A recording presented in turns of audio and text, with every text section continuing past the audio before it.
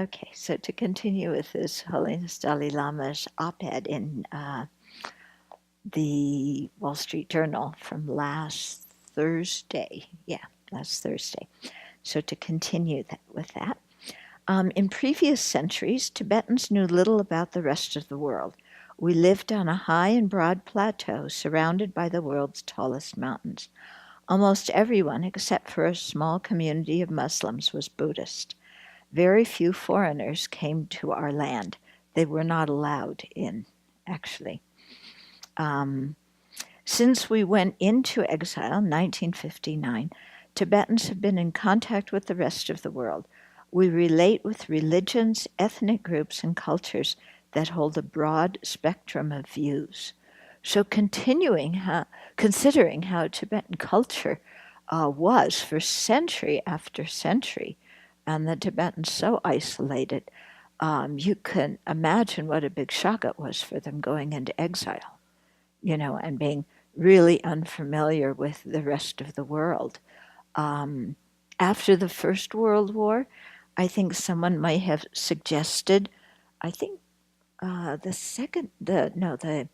13th Dalai Lama was in power at that time, and somebody may have suggested that Tibet join the League of Nations to establish itself as a separate country, but nobody thought that was necessary. Yeah, because they didn't have any awareness of the rest of the world. They were surrounded by mountains. So you can imagine how shocking it was. Yeah, not only physically to go into the plains of India, but mentally to contact all these other cultures and different languages, and all of us heathens. Then he says, further, Tibetan youth now receive a modern education in which they are exposed to opinions not traditionally found in their community. This is very true, not only in India, with the Tibetan schools in India, but also with the Tibetan diaspora in Switzerland here, and so on.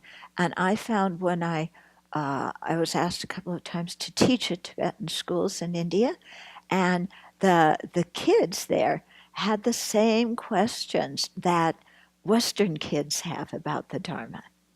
Exactly the same questions. Like, how do we know there are other realms? Yeah, and how do you know there's rebirth? So it's really interesting for me to see, how, they're brought up in a Buddhist atmosphere, but then they have the West, a more modern education with more critical thinking, and so they come up with these kinds of questions, which are really good. So His Holiness says it is now imperative that Tibetan Buddhists be able to explain clearly their tenets and beliefs to others using reason. Simply quoting from Buddhist scriptures does not convince people who did not grow up as Buddhists of the validity of the Buddhist doctrine. If we try and prove points only by quoting scripture, these people may respond, but everybody has a book to quote from. Yeah, very true. Yeah, and so His Holiness now in the Sangha's education, when they do debate, he says it's really important as much as possible to use reasoning, the inferential reasoning, and not to use scriptural quotations to validate a point. Yeah, because he says when you're out with other people, scriptural quotations don't mean anything. They don't convince the other people at all. Yeah, and so you have to be able to explain things using reasoning so that everybody can understand them and make sense of them. Religion faces three principal challenges today: communism, modern science, and the combination of consumerism and materialism. Although the Cold War ended decades ago, communist beliefs and governments still strongly affect life in Buddhist countries. In Tibet, for example, the communist government controls the ordination of monks and nuns, while also regulating life in the monasteries and nunneries. It controls the educational system, teaching children that Buddhism is old-fashioned. Now, here, this is interesting.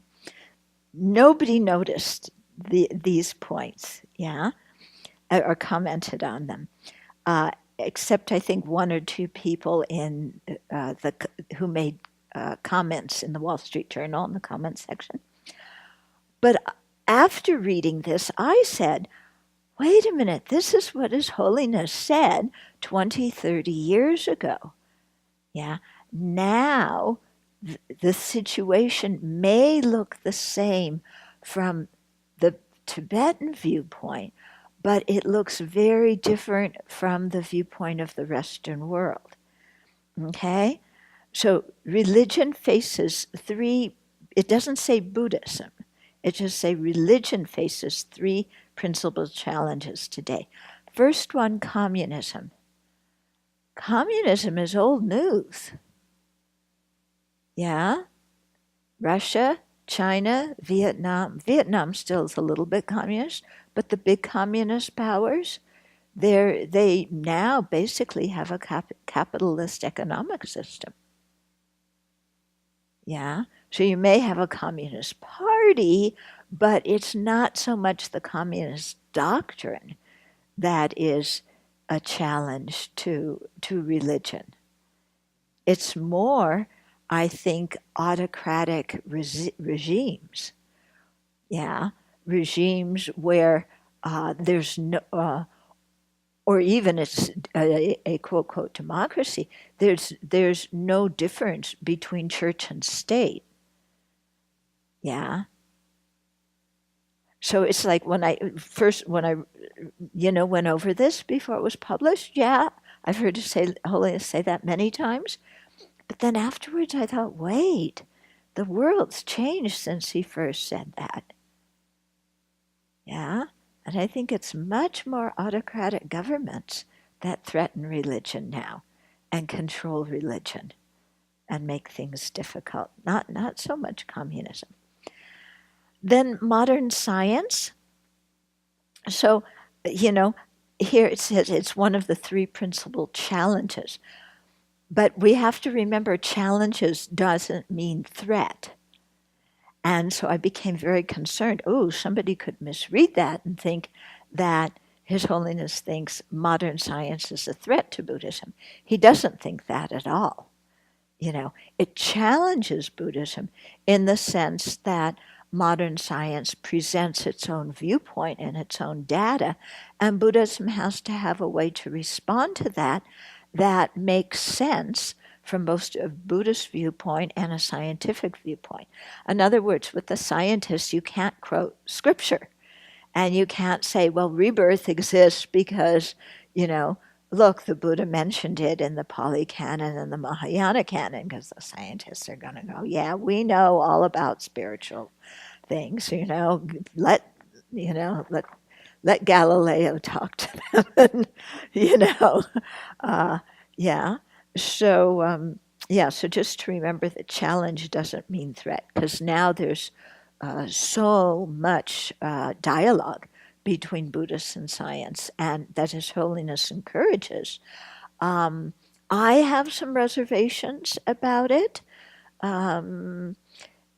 personally, in the sense that it concerns me that, well, put it this way, when one Tibetan monk who I've known for many years and respect a lot said, well, maybe in the future we can test people's realizations through using EEGs and, all these scientific tests, that scared me. It's like, wait a minute, we have to differentiate brain functions and what's happening with the mind, and certainly not turn to science to verify Buddhist beliefs. And so that's one of the things that, some people may be doing is, look, science, what science says validates Buddhism. And I think to some extent His Holiness likes when that happens, because he recognizes that people, worldwide in general, value science, and so if science and Buddhism come together on certain points, then that's very good for Buddhism. But them coming together on certain points is very different than using science to validate what the Buddha said, as if what the Buddha said cannot be validated by personal experience. Yeah, it's just that science does not value personal experience. They say it's too subjective, although there's some, it might be starting to change that a little bit, but still they want hard data that can only be measured through scientific instruments that can measure those things. And scientific instruments, they can measure what's going on in your brain, but they can't measure the degree of compassion you have. Yeah, unless you start saying, that there's directly one-to-one correlation between the mind and compassion. And I don't know about you, but I'm not ready to say that. The brain and compassion, sorry. Yeah, I'm not ready to say that. Okay, so let me read the paragraph he says about science.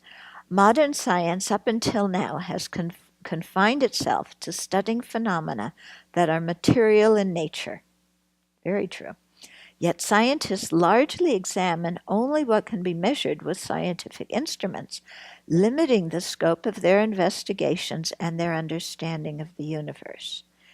Phenomena such as rebirth and the existence of the mind as separate from the brain are beyond the scope of scientific investigation. Some scientists, although they have no proof that these phenomena do not exist, consider them as unworthy of consideration. They don't want to do research on them because they're just made up and there's no way to prove them or disprove them using scientific instruments, as if scientific instruments were the only tools that can verify things that exist. But there's so many things in the world that exist that you can't measure by scientific instruments. Yeah, can you measure freedom? Can you measure democracy? Can you measure autocracy? You can't. There's many things that science can't measure. So, yeah. But there is reason for optimism. In recent years, I have met with many open-minded scientists, and we have had mutually beneficial discussions that have highlighted our common points as well as our diverging ideas, expanding the worldviews of both scientists and Buddhists in the process. So that's very true, and I think His Holiness really values that. And especially I noticed that in December at the Emory, the Science Symposium that was held in Drepung Monastery. And there was a real respect for the scientists, of the scientists for the Buddhists and the Buddhists for the scientists. So there was presentations on, similar topics from both viewpoints, that brought about a lot of really interesting, conversation and dialogue, which I think was very, very good. But both sides saw the differences and respected each other. Yeah, and so that's quite different. I was at some of the early scientific mind and life things, and there I remember there were a couple of scientists who were scientific reductionists. And so they didn't have respect for Buddhism. So it really tinged the dialogue. It was very good to have that so people could see, what it was. But, if you talk to people who say, look, the mind is just the brain and that's all there is, then that limits the dialogue. There's not the mutual respect.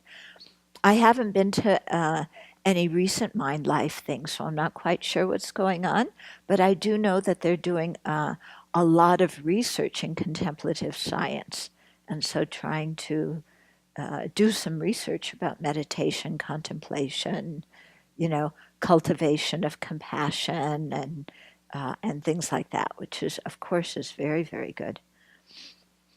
Then there is materialism and consumerism. Religion values ethical conduct, which may involve delayed gratification, where, doesn't it? Yeah, it involves delayed gratification. Yeah, if you can't cope with delayed gratification, then we're going to have a hard time keeping our precepts.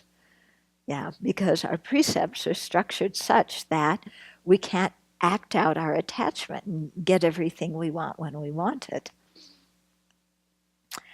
Okay, so religion values ethical conduct, which may involve delayed gratification, whereas consumerism directs us towards immediate happiness, doesn't it? Order now. Yeah, this deal lasts until midnight tonight.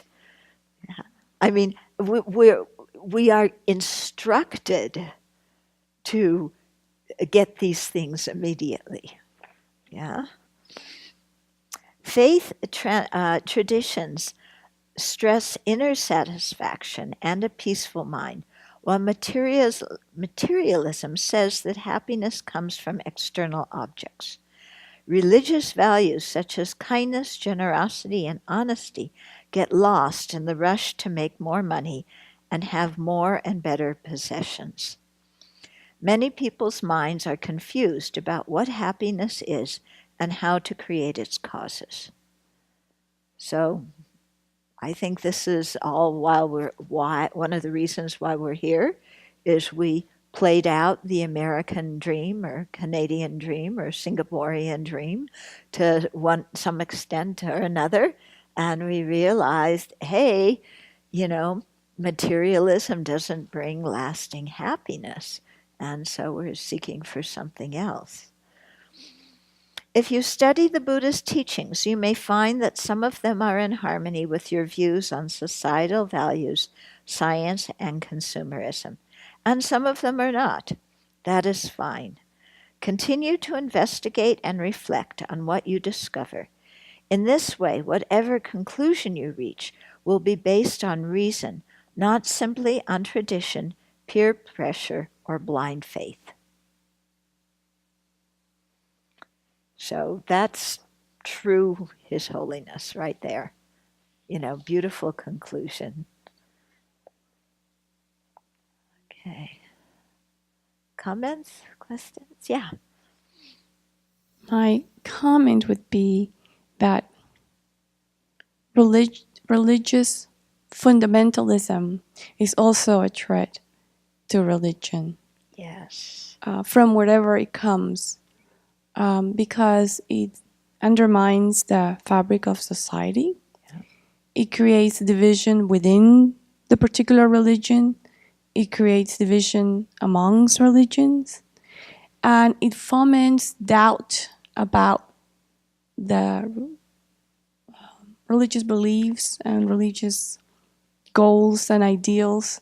And so everyone suffers as a result of that. And whether it is in a Christian faith, Muslim faith, or any other kind of faith, fundamentalism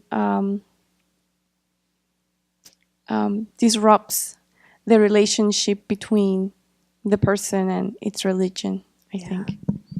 Yeah, thank you for bringing that up, because in thinking about these factors that His Holiness says are threats to religion now, I was thinking, that what needs to be added is, there's various ways to put it. You could say religious fundamentalism.